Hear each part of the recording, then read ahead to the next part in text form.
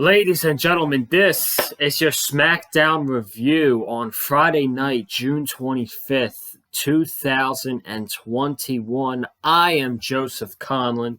Thank you all so much for joining me here on the channel. I'm sorry my hair is standing up. I have no idea why, but it's been like that all night during the show, and I'm just going to leave it as is. So, it is what it is. Friday night, I have not reviewed SmackDown on a Friday night in God knows how long. That was because we had Friday night AEW Dynamite, and I picked that over SmackDown, but we're back. I did SmackDown last Saturday, but we're back to the regular Friday night SmackDowns here on the channel. And I'm thinking of making this one for now on, SmackDown and big review. Monday Night Raw most of the time is terrible, and I want to breeze by through it. That way I'm done talking about it, and I just got to upload. NXT is a blast with Cameron Johnson on Tuesday nights. That's honestly my favorite WWE reviews out of the entire week. But SmackDown, I'm thinking for SmackDown, we're going to start incorporating news into the SmackDown reviews, and that will be after we talk about SmackDown. So Friday nights is going to be news videos added with the SmackDown review. The main title, as you guys can see it, is SmackDown, WWE SmackDown review, and with the title, obviously, big angle to close the show tonight. This show really had absolutely nothing on it besides rematches. And then we got up to the closing angle, and I was like, whoa. I kind of did not expect that. We're going to talk about that. It seems like Roman Reigns' challenger for Money in the Bank, not SummerSlam, Money in the Bank, is all but confirmed. Is it the main event? I would put the ladder match in the main event, but we'll have to see what happens. But we got a lot to talk about here tonight on a Friday night, so I thank you all for joining me here. We got SmackDown to talk about, and then we got news. There was a bunch of releasings from NXT and 205 Live today. We had round 3 of releases from WWE. We're going to talk about it here tonight, and then we got a ridiculous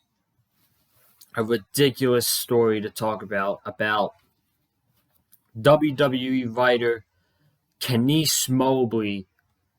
I'm sure everybody watching this knows about what happened, how she got into the company, what she said on the podcast that she should have never done. We got a lot to talk about that. We're going to talk about those two news after the SmackDown review, and we also got John Cena rumors as well.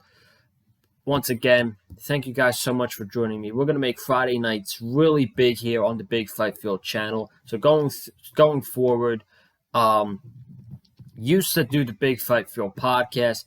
For now, that is not going to happen because during the week, I just don't have time to get news articles together because of work. So we're going to put news, WWE news specifically, and the SmackDown review all in one video.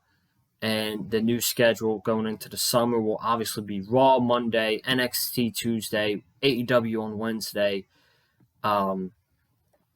pay-per-view predictions whenever there's a pay-per-view on Thursday, SmackDown on Friday, and then the weekend we got pay-per-view reviews whenever that happens. But before we dive into anything WWE related tonight, I need you guys to go ahead and check out, number 1, the Hell in a Cell review. Make sure you go ahead and check that out. We got Monday Night Raw. By the way, Hell in a Cell is at 1.6K views, man. Unbelievable. By far, the highest viewed wrestling review I have ever done on the channel. So thank you guys so much for that. We got Monday Night Raw from Monday, over 100. And we got NXT, which I believe last time I saw was 6 views under 100. So at the end of the video, you guys see the little boxes where I put the videos. On the last two videos, you see Hell in a Cell. This time it's going to be the NXT review. So once we get to the last 20 seconds, you see that little box pop up that has the NXT review. You better sure click that box, and go watch the NXT review with myself and Cameron Johnson. NXT was a really good show this week, man. So go ahead and check that out. I'm pretty sure myself and Cameron Johnson would appreciate that. But we are going to talk about Smackdown first, and then we're going to talk about the news, the big news. The three news, the biggest ones this week. We're going to talk about that after the Smackdown review. So we start off tonight with Bianca Belair after she beat Bayley at Hell in a Cell, and she cut the same exact promo as last week. Bayley being a bully, overcoming the obstacles, rinse and repeat again from Belair. If you have a bullying problem, stand up and all that stuff. Trying to get that over. She then gets interrupted by Bayley's tag team partner, Seth Rollins. Yes, we had a mixed tag match tonight, which we'll talk about in a little bit. We had Rollins interrupt Bayley, congratulated Belair, and he believes that the win was a fluke and all that stuff. Then Bayley comes out, and the brawl starts between Bayley and Belair, and then Rollins tries to break it up. Cesaro comes out. The baby faces clean house, and there you go. Opening segment to get you ready for the mixed tag with Rollins and Bayley versus Bianca Belair, the SmackDown Women's Champion, and Cesaro. Now, this was the opening match. This was a solid match. I actually enjoyed this match. Probably the match I enjoyed most tonight out of all matches. This match was pretty good, I think. But I mentioned in that segment, SmackDown Women's Champion, Bianca Belair. There was one champion in that match. There was one champion, Bianca Belair. I'm going to give you guys 5 seconds to guess who got, I'll give you 10 to see who got pinned in this mixed tag. Was it A, Bayley? Was it C, my bad. Was it A, Bayley, B, Cesaro, C, Bianca Belair, or D, Seth Rollins? I'll give you 10 seconds.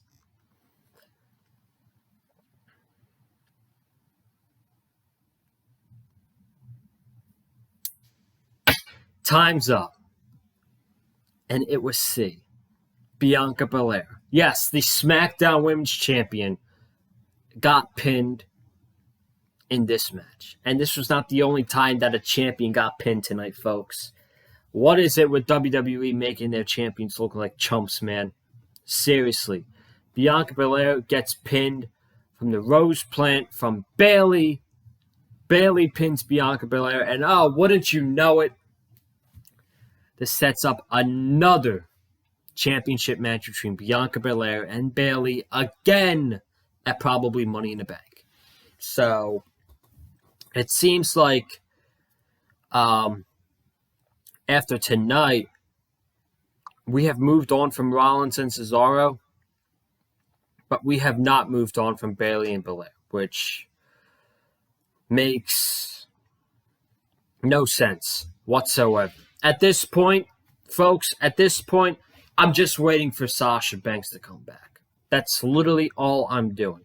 I'm sitting here, I'm patiently waiting for July 16th or July 18th at Money in the Bank for Sasha Banks to come back, take out Bianca Belair, and we get that big WrestleMania rematch at SummerSlam between Sasha, the challenger, and Bianca, the champion. That's all I'm waiting for.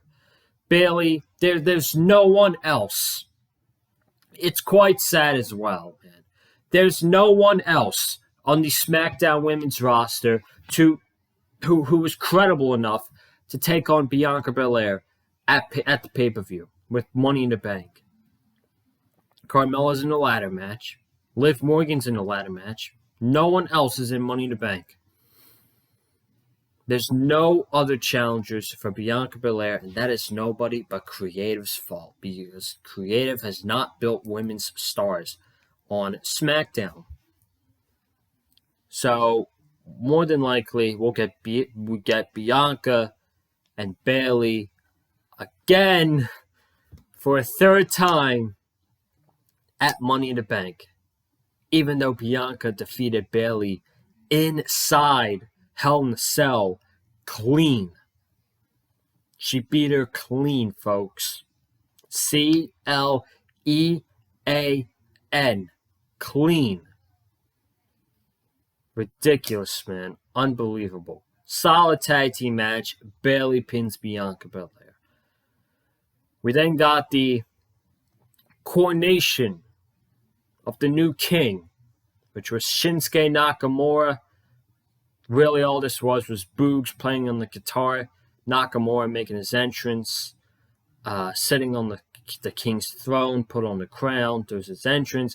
The best part about all of this was Pat McAfee dancing on the announce chair, and he did a little tribute to Stone Cold Steve Austin. So he had 2 water bottles on the announce table. He grabs the 2 water bottles. He has it up in the air. He smashes it together like Stone Cold Steve Austin and then chugs the water bottles. Friggin' absolutely awesome, man. He's the best thing about Shinsuke Nakamura's entrance every single week. And you know what? I hope he still does it in front of fans. Even when they go back to fans in 3 weeks, I still want Pat McAfee to do that. He needs to continue to do that because he's the best thing in Nakamura's entrance. And outside of Roman Reigns, quite frankly, Pat McAfee is the best thing on SmackDown. He's an amazing commentator. He's a fan. He's passionate. And Pat McAfee knows what he's talking about. So I'm loving Pat McAfee on SmackDown. I'm loving Pat McAfee doing Nakamura's entrances. Maybe we see Nakamura in the Money in the Bank ladder match. I'm not sure. We'll have to see what happens. But speaking of Money in the Bank ladder match, we had a qualifying match between Big E and Apollo Crews. I know, man. It excites you. It excites you that we get to see Big E and the Intercontinental Champion, Apollo Crews, in the ring for the 500th time since January. I know you guys couldn't hold it together. You were very excited to see this. But I'm only joking around here. We saw this match again since January. Imagine being Big E and Apollo Crews and coming to work knowing you have a match. And they're like, oh, who am I facing tonight? And they tell you, you're going to face... Imagine being Big E, walking what you're going to be told to do tonight. He's like, oh, you're going to have a match. You know who you're going to face? Apollo Crews. You know, he probably already knows that before walking into work anyway. He's like, oh, another Friday night. We have another match with Apollo Crews tonight. It's like these guys are in the same match together, whether it's a singles match, a tag team match, a multi-man match, a 6-man, a 10-man, whatever match. No matter what match is on, no matter what match it is, Big E and Apollo Crews are always going to be in the same match together. Always. Never forget that. But Commander Aziz gets kicked out of ringside after throwing Big E to the barricade. The referee catches this. He warned Commander Aziz before this, and he saw it again. So he threw out Commander Aziz. Apollo Crews rolls up Big E, but Big E kicks out. Big E kicks up. He picks up Apollo Crews. He hits him with the big ending. And Big E is the first SmackDown superstar to qualify in this year's Money in the Bank. So far, your field for Money in the Bank is Ricochet, John Morrison, Matt Riddle, and Big E. So out of all those names right now, I'm taking Big E out of all of them to win Money in the Bank, and he needs it the most. Maybe out of all of the roster, Big E needs Money in the Bank the most.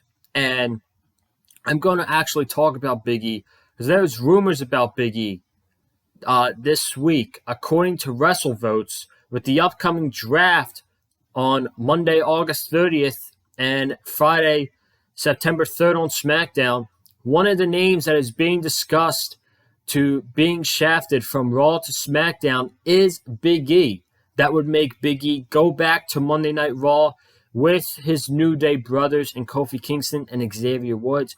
And the potential storyline is Big E feuding with Bobby Lashley over the WWE Championship, avenging Bobby Lashley taking out Xavier Woods and Bobby Lashley taking out Kofi Kingston. So whether that's a feud that happens at SummerSlam or after SummerSlam, I have no idea. If it's for the title, Lashley's going to have to retain at SummerSlam. And I'm telling you, if he's facing Brock Lesnar, he's not retaining. So we will have to see what happens. But Big E feels kind of lost. I want to say on SmackDown a little bit, he feels lost by himself. I wanted to see him get away from the New Day, see what he could do, but they really didn't do much with him besides they gave him a long Intercontinental Championship run for about 4 months, and then after that, nothing. Matches with Apollo Crews. So him going back with the New Day is kind of a good thing. So I don't mind that at all. Big E going back with Xavier Woods and Kofi Kingston, I want to see that happen. Plus, they're still over. In 2021, the New Day are still over. It's crazy, but that's the Big E rumor this week. Him going to Monday Night Raw and potentially feuding with Bobby Lashley. And then we have Sonya Deville come out and announce the first participant in the Women's Money in the Bank. Part of me thought she was going to announce herself, which, I would not have been mad about at all. But it was not her. It was actually Carmella, and she called herself the most beautiful woman. I hate this gimmick, man. I really can't stand it. In the current modern era, when WWE is trying to push women's wrestling as this big women's evolution, having stuff like this feels like a Divas gimmick. Having stuff like this, Alexa Bliss and her voodoo magic, hypnotizing, Nikki Cross, Eva Marie. Is this really a women's evolution? Is this really a women's evolution going on right now? I ranted about this on Monday night. I'm not doing it again tonight. If you guys want to go see that rant, make sure you go ahead and check out that Monday Night Raw review from this past Monday. Cheap plug there, but I just don't like this gimmick for Carmella. It feels so diva-ish, if you guys know what I mean. It feels like a gimmick from the Divas era, and I'm not a fan of it. I don't like it. I'm really not a fan. But Carmella comes out, she's like, thank you for obviously picking me as the first one. Then she interrupts, she's interrupted by Liv Morgan. She says, I just beat her last week. How come I'm not in the match? So you guys know what happens. Sonya Deville's like, you think you deserve to be in Money in the Bank? You're better than Carmella? Prove it again. Beat Carmella and you're in Money in the Bank. So I did not even watch the match because this is like a 4th week in a row. These two are facing each other again. Liv Morgan wins, and she's in Money in the Bank. Good for her. People love, for what I see on my timeline on social media, people love Liv Morgan, and people actually want to see Liv Morgan win Money in the Bank. Would I want to see that? Yeah, sure. It's new. It's unexpected. It's definitely unexpected. It's fresh, but do I see WWE putting Money in the Bank on Liv Morgan? Absolutely not. I would love to see it. Yeah, it's fresh, but it's not happening. WWE is just not going to do that. Then we had Jimmy Uso versus Dolph Ziggler after Jimmy said earlier that he can be the replacement for his brother since his brother, quote-unquote, left.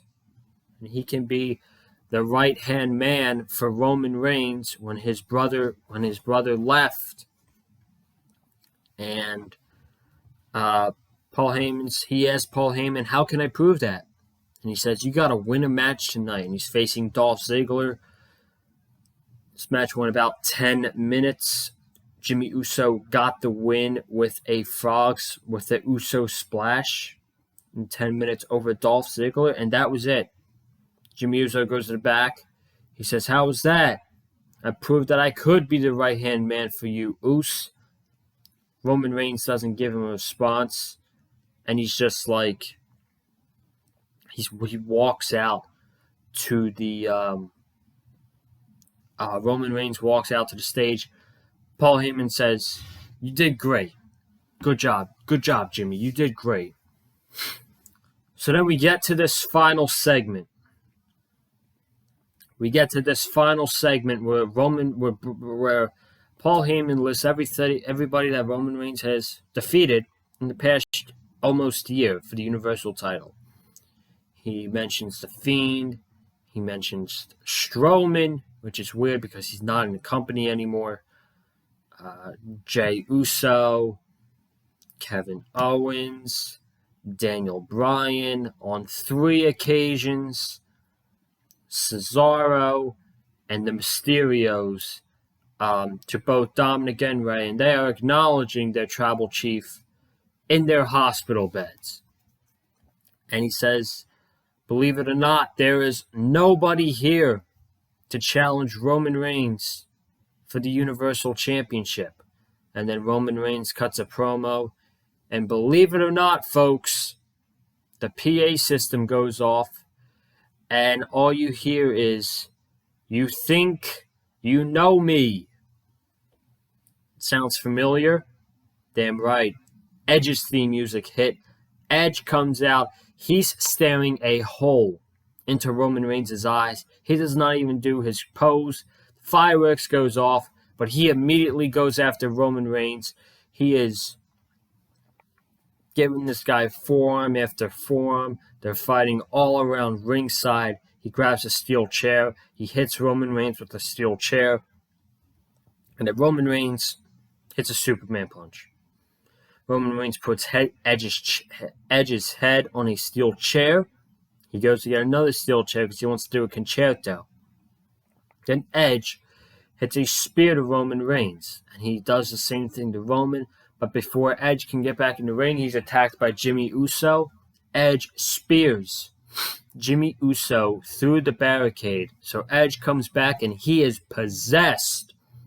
He is out for blood against Roman Reigns after being concertoed and stacked on top of Daniel Bryan at WrestleMania.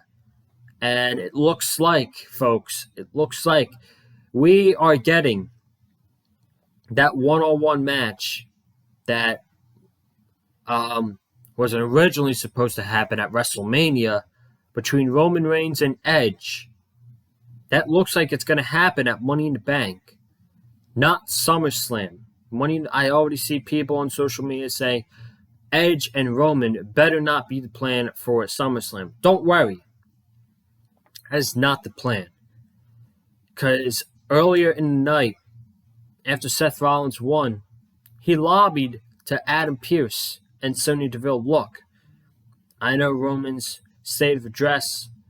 He's going to be he's going to need a new challenger. And look no forward. My accomplishments, my accolades here in WWE says it all. So you know what to do. And now the story is there for Edge and Seth Rollins at SummerSlam. Seth Rollins lobbies for a Universal Championship match, makes a good case against Roman Reigns. Edge comes back. He takes out Roman Reigns and Jimmy Uso, and he gets the Universal title match over Seth Rollins at Money in the Bank against Roman Reigns. Seth is obviously pissed off, and he's going to take that anger on the man who took his opportunity, Edge. So the story's there for Rollins to cost Edge the match against Roman Reigns, or to attack Edge after the match with Roman Reigns. But Edge and Roman Reigns is absolutely happening at Money in the Bank. And you know what, folks? I don't have a problem with it. I honestly don't have a problem with it. I wanted Daniel Bryan in the WrestleMania match, and look what happened.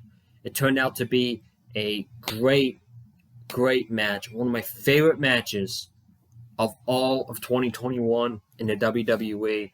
And now after, you remember when people thought Edge was going to get booed at WrestleMania, including me? I'll admit I was wrong. Edge got a loud cheer at WrestleMania, and the crowd was, in my perspective, the crowd was 50-50 on Roman Reigns. I'd say 40-60. 60% boos, 40% cheers. So, Edge was treated as a mega babyface in Tampa, Florida for WrestleMania. So, I think a babyface Edge versus a heel Roman Reigns in front of fans is going to work. And obviously, we know Edge is not beating Roman Reigns. Okay? That's not happening. So, that's not happening. And the seeds have already been planted for Edge to face Seth Rollins at SummerSlam. And that's the Smackdown review. That's everything I got for Smackdown tonight. But we're not done. No. We're not done here on the channel. We got 3 big topics to talk about. The first one we're going to talk about is John Cena. John Cena, Wednesday night, was on the late night show with Jimmy Fallon. He was basically asked, is there any WWE return coming up for John Cena very soon? Are the rumors true? And John Cena said, yes, the rumors are true. I am indeed coming back to WWE. I just don't know when I'm going to be coming back. So it's confirmed. John Cena confirmed it himself. He's coming back. We just don't know when, folks. If I'm going to be honest with you, I think they're trying to keep this as a surprise, and good on them. I want them to. I don't want to know that John Cena is going to be on Smackdown July 16th, or John Cena is going to show up at Money in the Bank. I want to be shocked. I want to be surprised when Cena shows up. So the fact that they're not spoiling anything, good. Keep it that way.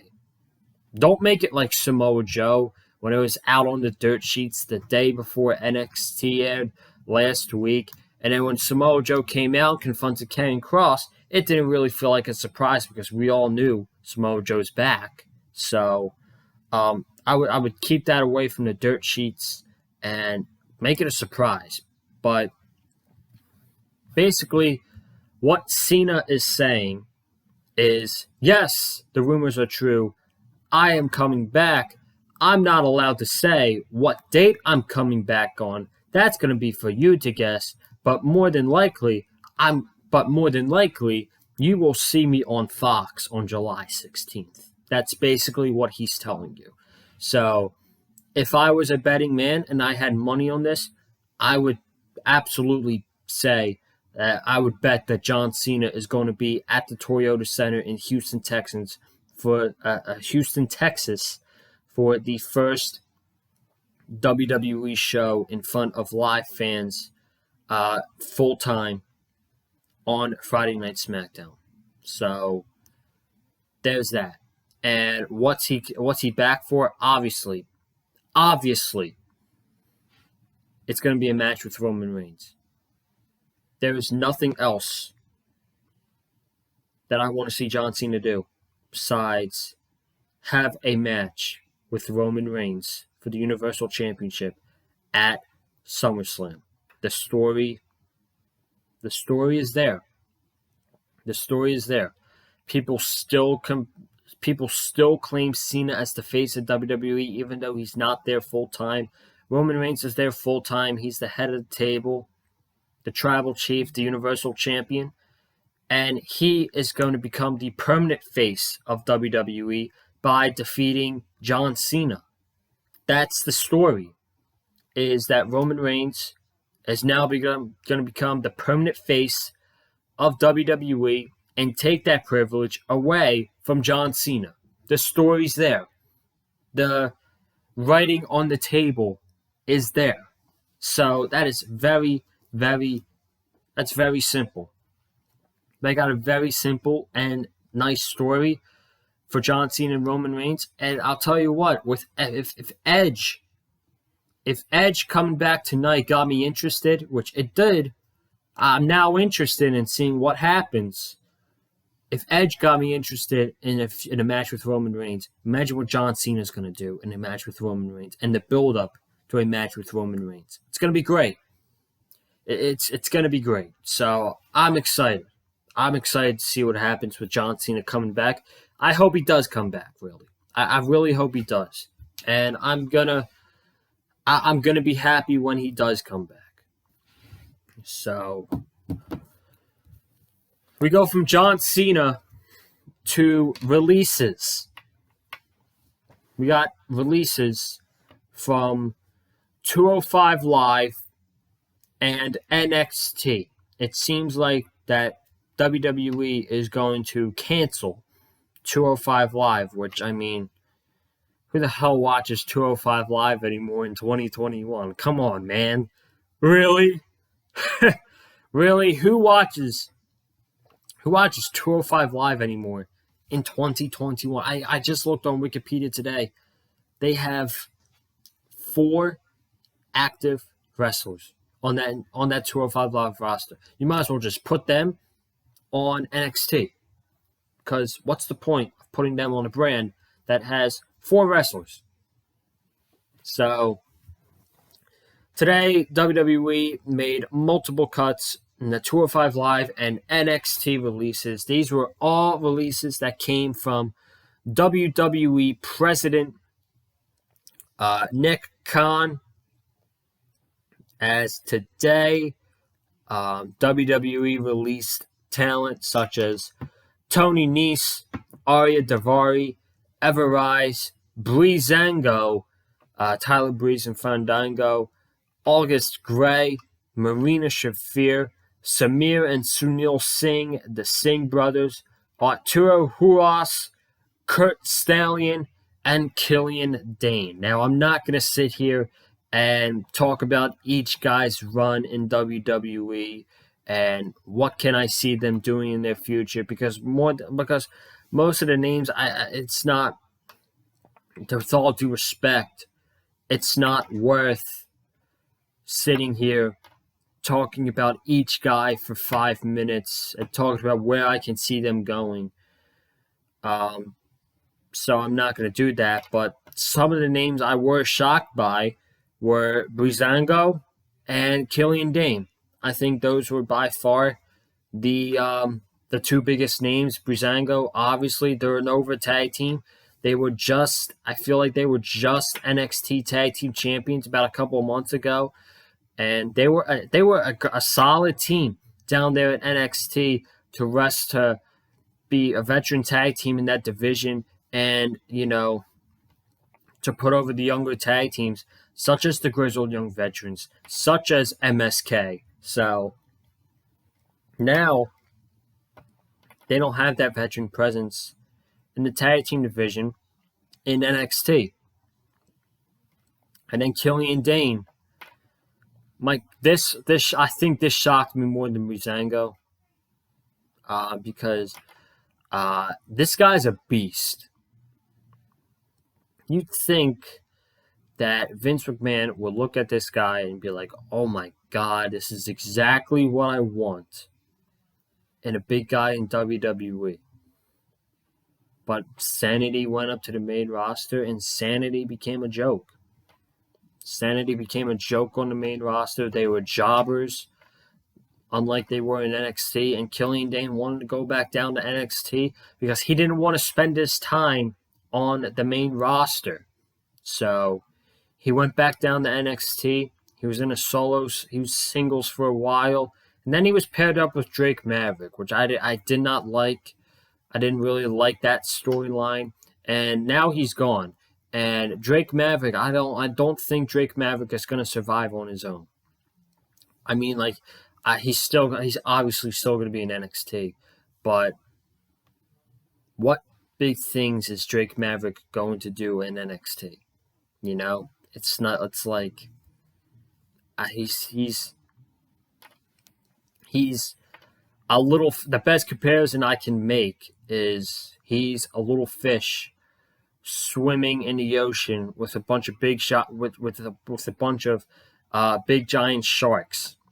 So, and he's got to find his way out. So, we'll see what happens with Drake Maverick, but there's no doubt in my mind with these talents. Fandango's amazing. I like Fandango. I know everybody's not a cup of tea, but I remember how over his entrance was.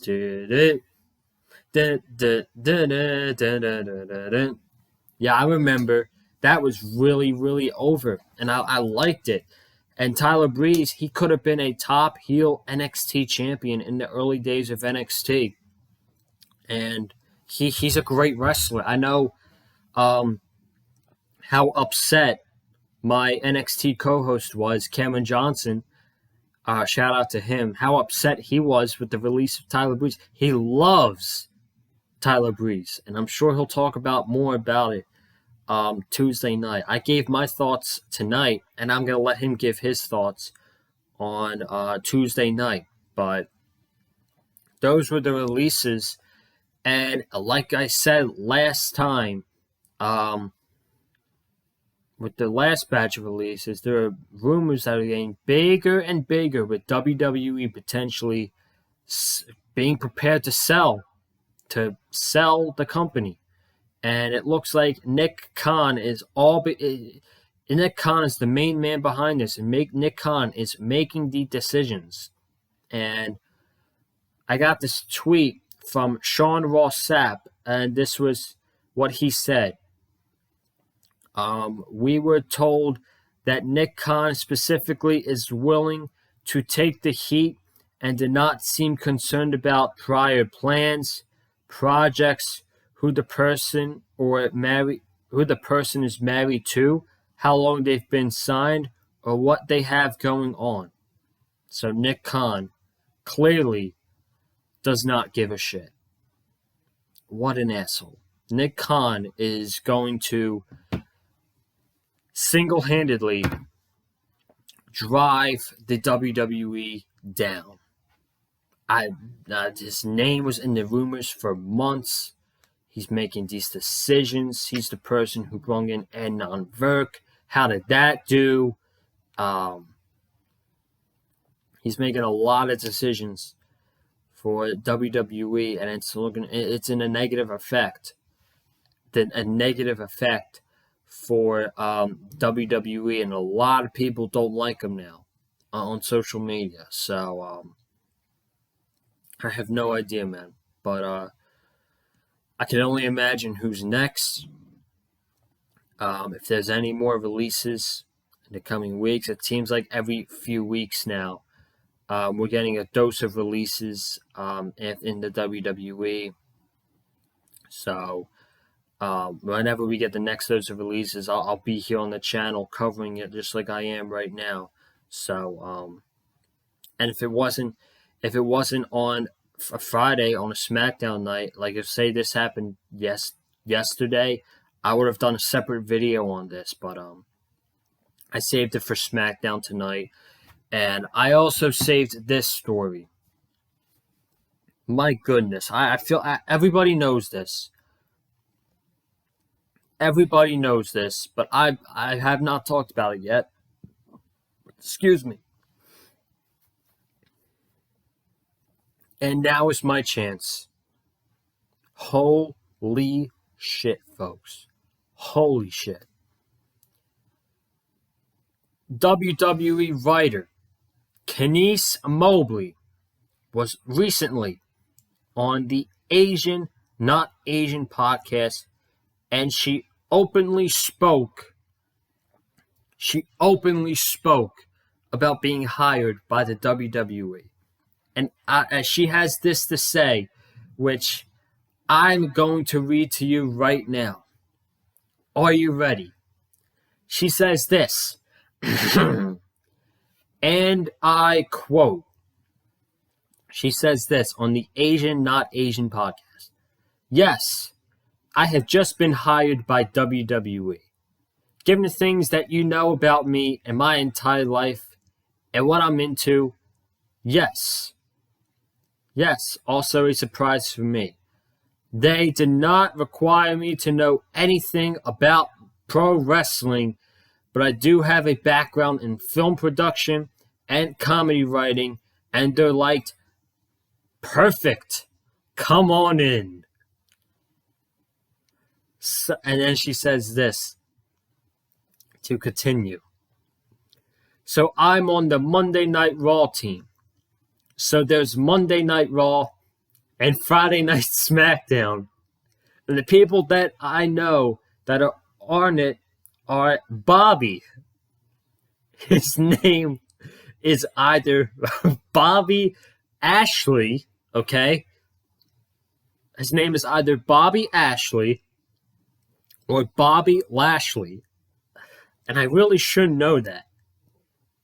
He's like this giant black guy, and he and the people who are a part of his crew, I know they call, or at least as of last year, they called themselves the Hurt Business. So at least she knows that. The Hurt Business. It's like they wear suits and they're like, we're cool.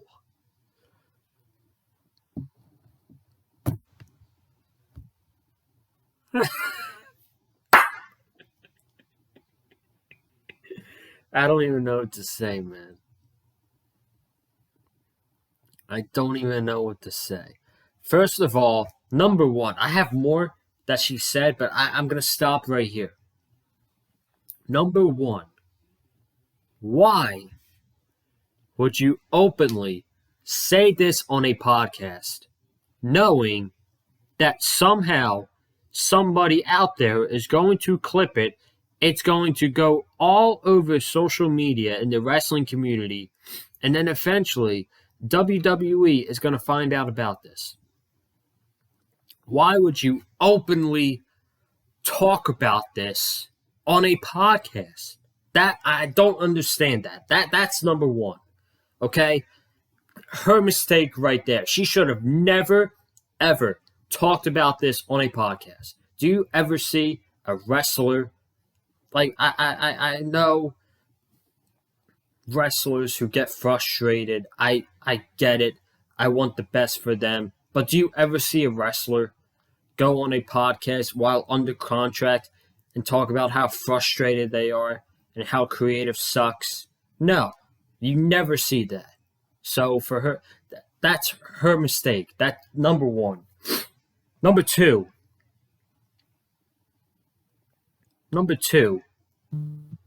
how terrible does this look for WWE? That you don't have to have any wrestling knowledge to write a wrestling show for the company.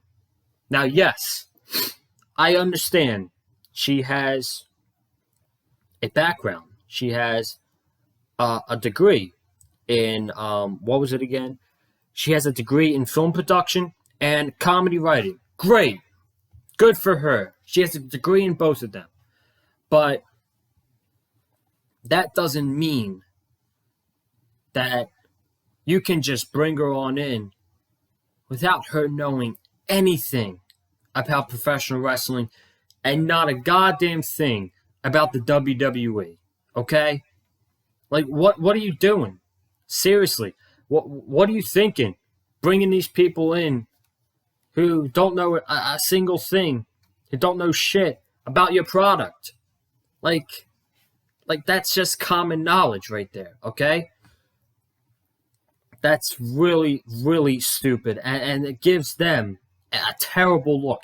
And it's everything what's wrong with Monday Night Raw. Do you watch Monday Night Raw on Friday night? I mean, if you don't, I doubt. If you don't, I don't blame you. But for those listening, do you watch Monday Night Raw on Friday night? Do you see these comedy segments every single week? I would guarantee you some of these comedy segments that we see on Monday Night Raw are written by Kenise Mobley. She doesn't know a goddamn thing. She writes funny comedy segments. She shows it to Vince. He's like, ha ha ha, that's funny. Put it on the show. I like it, Kenise. That's what probably happens. So, that's just a terrible, terrible look that you bring in somebody who has no knowledge of the product, knows nothing about WWE, knows nothing about wrestling. And then the last one, Bobby Lashley, when she says, so I'm on the Monday Night Raw team, so there's Monday Night Raw and Friday Night SmackDown, and the people that I know that are there are Bobby. His name is either Bobby Ashley or Bobby Lashley. And I really should know that. Yeah, you should know that. You're on the Monday Night Raw creative team. You write for Monday Night Raw. And you don't know the WWE champion's name? Imagine working for the WWE and you don't know the WWE champion's name. Bobby, how hard is it to say? How hard is it to remember Bobby Lashley? It's not that hard. If she doesn't know Bobby Lashley's name, imagine she probably doesn't even know half the Raw roster. AJ Styles, Rhea Ripley, Randy Orton, Kofi Kingston, Drew McIntyre.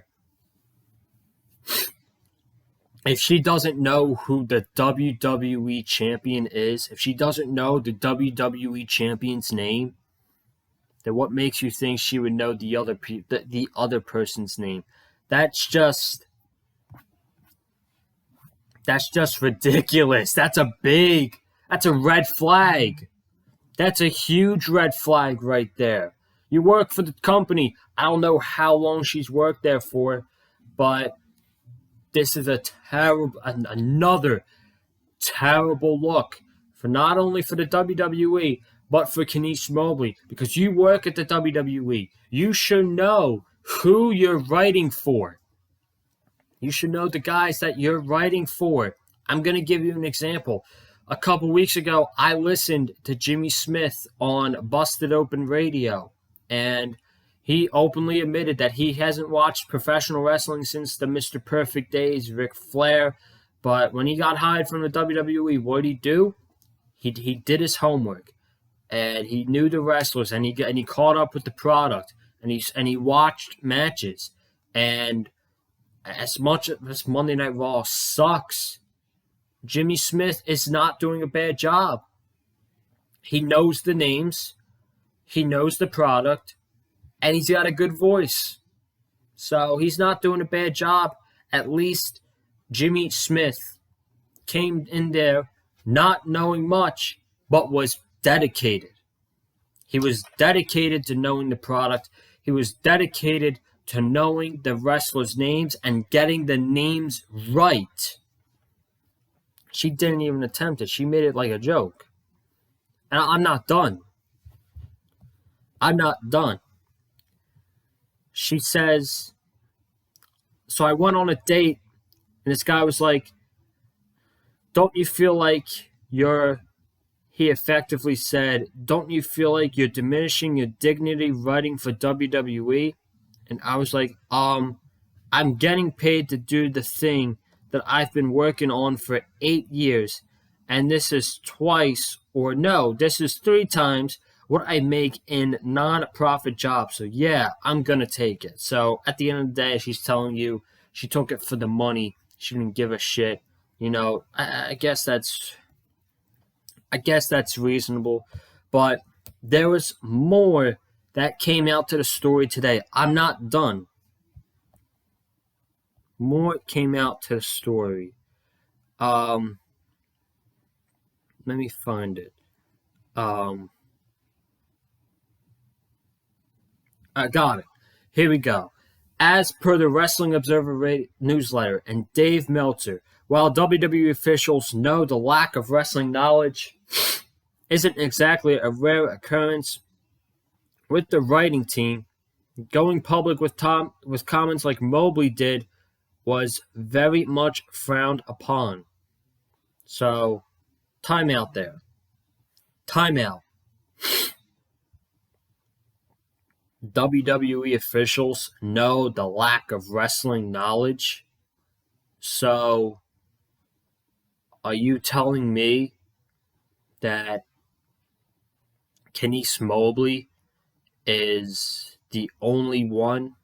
not the only person that WWE has hired on the creative team for either Raw or SmackDown, and they don't know a goddamn thing about the product? Is that what you're telling me? That they're just hiring, they're hiring people off the streets. Hey, you want a job? You don't need to know anything about wrestling, but hey, come sign the paper. We'll get you a contract, and you can work for us. Be on the writing team. Is that what's happening? Are they just hiring people off the street that don't know a thing about wrestling? That's what that line tells me. Officials know the lack of wrestling knowledge. So the writing team doesn't know what's going on with the product. There you go. There you go. That's why Monday Night Raw is exactly the way it is, because they have a creative team who is clueless. They have a creative team who is downright clueless and don't know what to do. And they don't know what to do. So there you go. That tells me, and that should tell you, that Kenise Mobley is not the only one who was hired by the WWE and doesn't know wrestling. The exact quote was that WWE officials are embarrassed, and they believe the admission makes the company look blindly stupid. Yeah, you are stupid for hiring a woman that doesn't know shit about WWE. And then today, it was confirmed by Sean Ross Sapp that she was let go. The company let her go after this all got out. And I'm not shocked. Her days were numbered. I'm like, oh, I read this. I was dying in laughter. I'm like, in a couple days, she's gonna be let go. She's gonna be let go. So this really doesn't shock me at all. But my God, this is one of the more crazier stories of professional wrestling in 2021.